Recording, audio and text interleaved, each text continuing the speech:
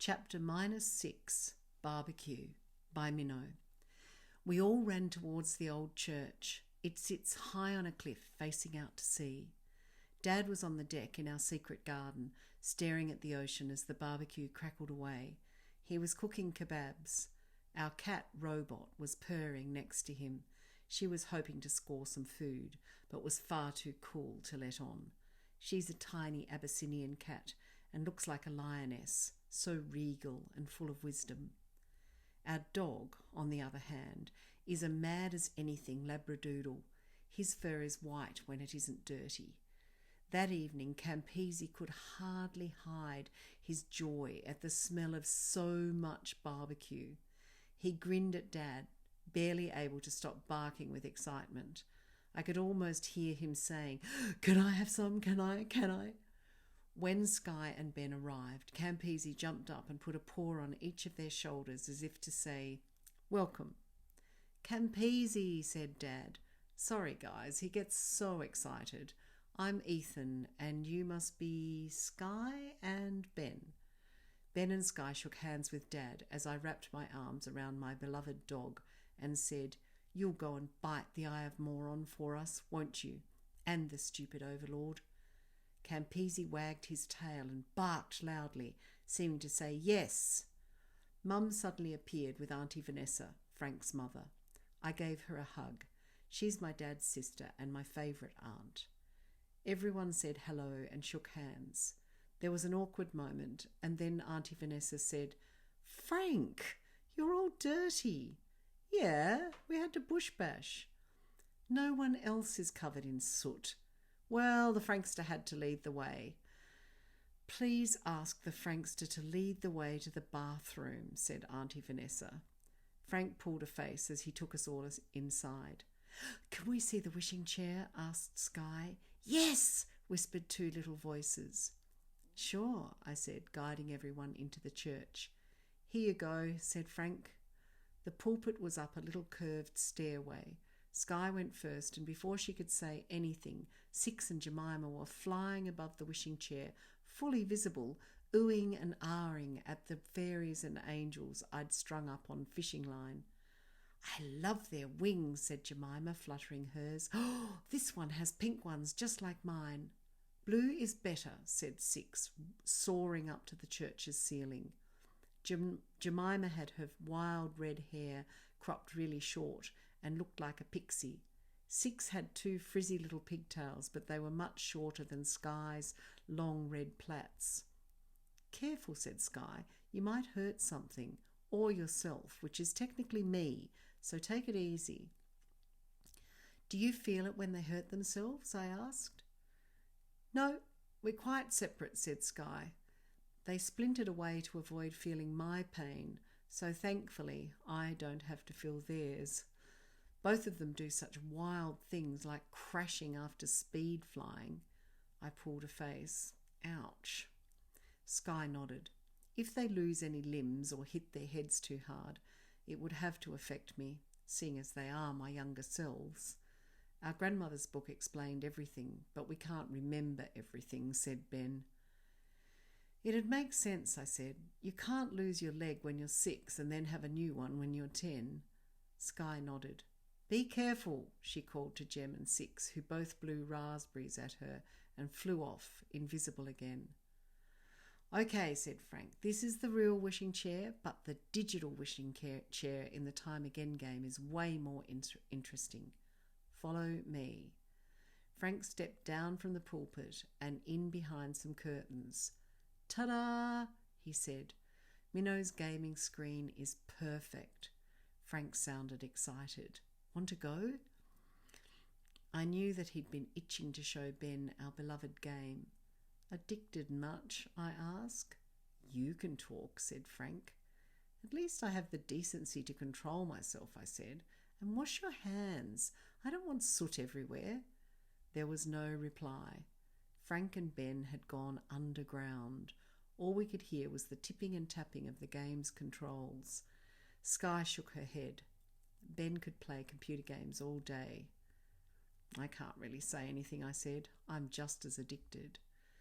"Me too," said Sky, but the thieves won't allow any games at the centre." "Oh, of course not," I said. "Come on then, make a wish, and then we'll play a time game." Sky and I raced around to the wishing chair.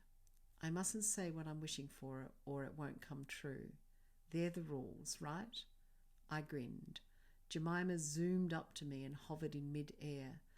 "Please keep the adults talking tonight so we can steal food." I laughed. "Oh yes," said Six. "We starve at the centre."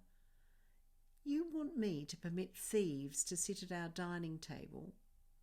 "Not the real thieves," said Six, pulling a face. "Just secret hungry guests." I couldn't help loving Sky's strange little selves. "All right, secret hungry visitors. I'll put plenty of spare food at my end of the table. Promise."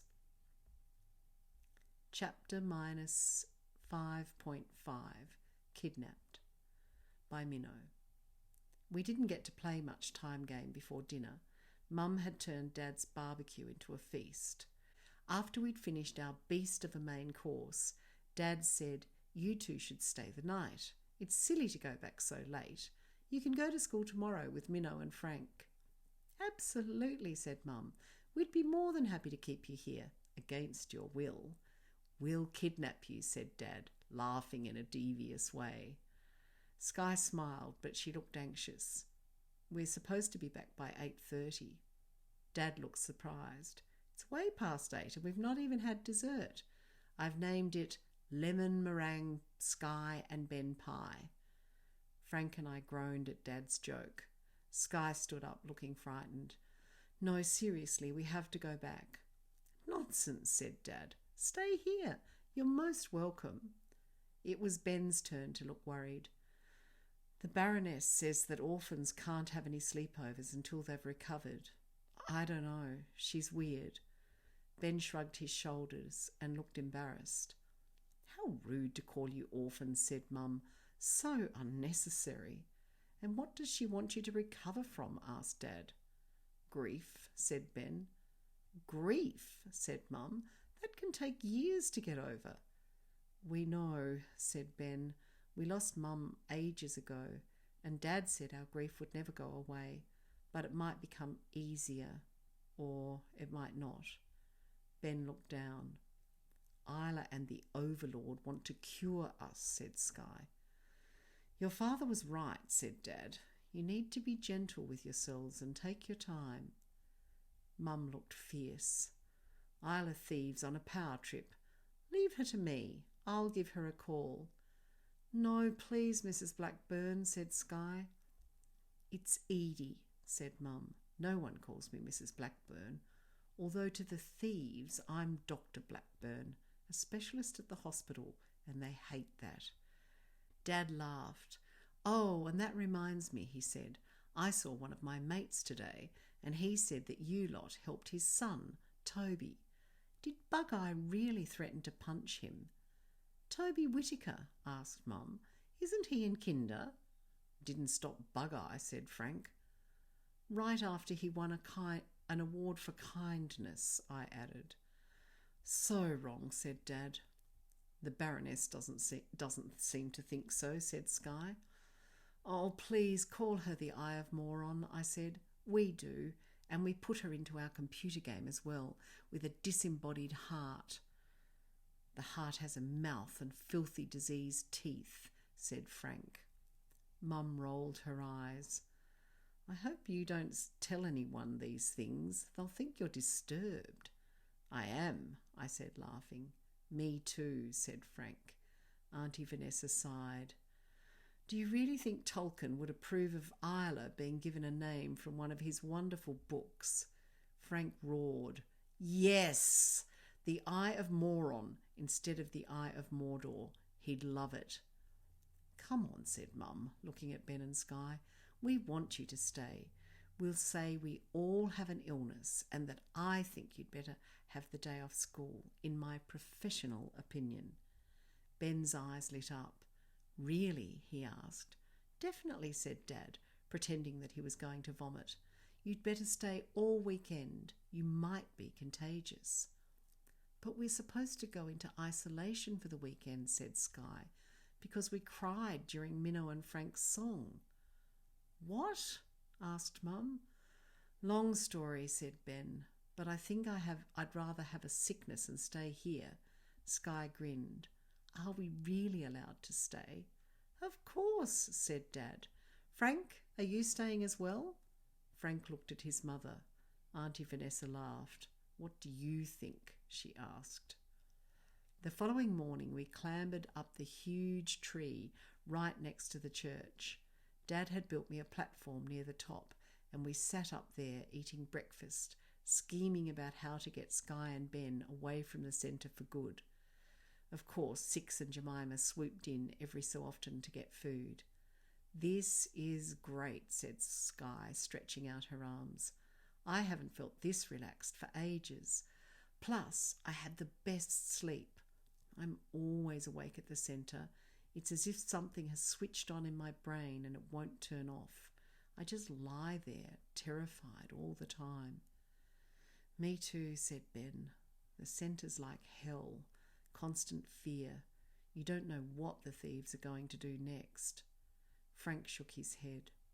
Nightmare, he said. A never-ending nightmare, said Ben. Well, today's going to be nothing like that, said Frank. We'll hang around here for a bit and then go down to the beach, and after that we can play more time game. Are there stairs down to the beach? Asked Sky.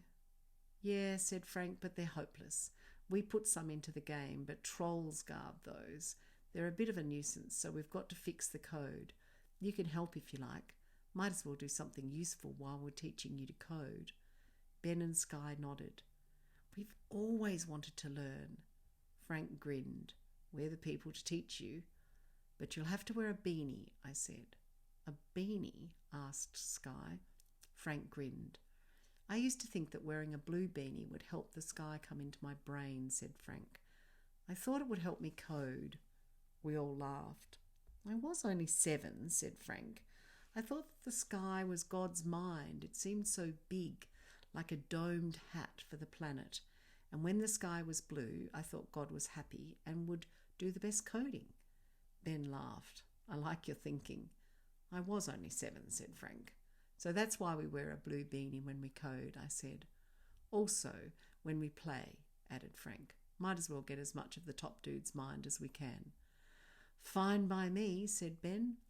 Sky agreed. Oh, I wish you could come and live with us, I said. Me too, said Sky. We could help invent heaps of new adventures for the Time Again game. Let's just stay the weekend first, said Ben. We might not even make that. I wouldn't put it past Isla to insist that we return earlier. Oh, that won't happen, I said. My parents are skilled. There was a sudden roar nearby and then a screech of brakes as a car pulled up right next to the tree we were in. It's Isla, I whispered.